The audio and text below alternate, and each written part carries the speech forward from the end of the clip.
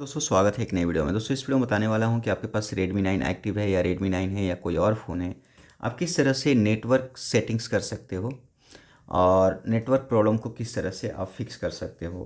अब यहाँ पे मैं मोबाइल नेटवर्क से रिलेटेड बात करने वाला हूँ, जैसे कि स्लो इंटरनेट या फिर आपका नेट काम नहीं कर रहा है या फिर कॉल ड्रॉप।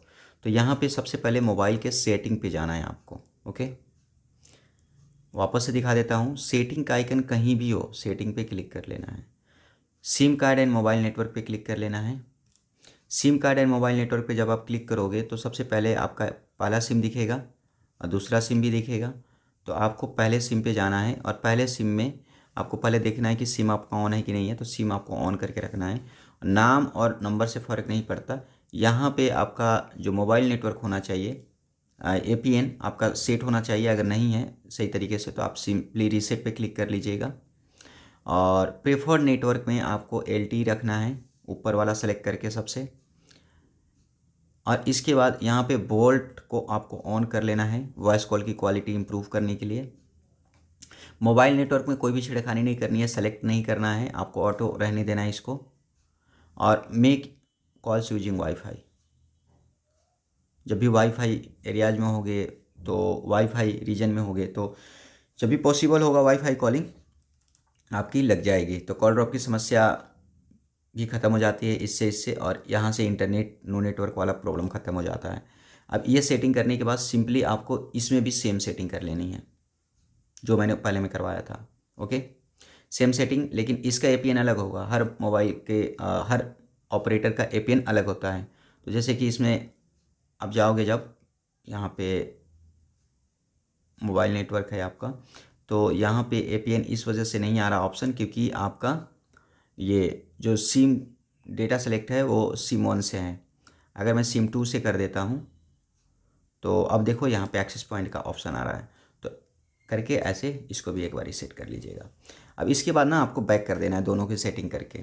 अब यहाँ पे आपको अपना कॉल के लिए सेलेक्ट कर लेना है, वो तो आप जानते ही होंगे। तो मैं ऑलवेज आस्क का ऑप्शन चूज करता हूँ और डेटा कार्ड सिम 1 या सिम 2 सेट करके और फिर सेलेक्ट कर लेना है जिससे भी आप नेट चलाना चाहते हो।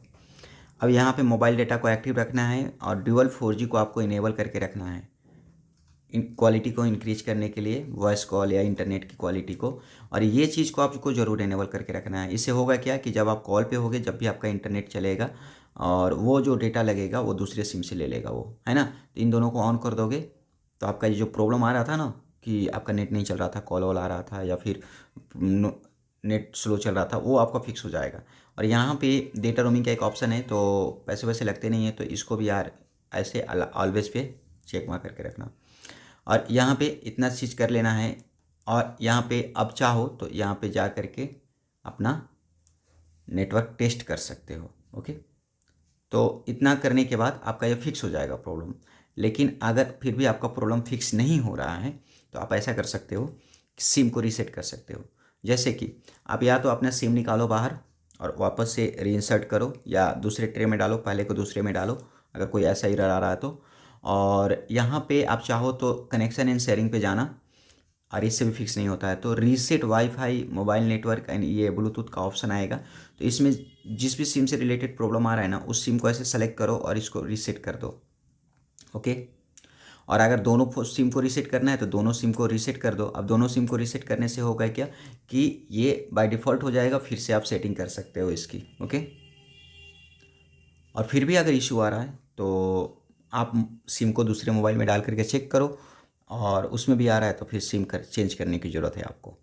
तो इस तरह से आप कर सकते हैं। और जब भी नेटवर्क वटवर्क अगर गायब हो जाए, कोई प्रॉब्लम आ जाए, तो एक बार इस चीज़ को ऑन करके और फिर ऑफ करके फिर ट्राई करके चेक आउट करना। तो वीडियो अच्छी लगी होगी तो लाइक कीजिए, शेयर कीजिए, सब्सक्राइब कीजिए। मिलते हैं नेक्स्ट वीडियो में, तब तक के लिए बाय बाय।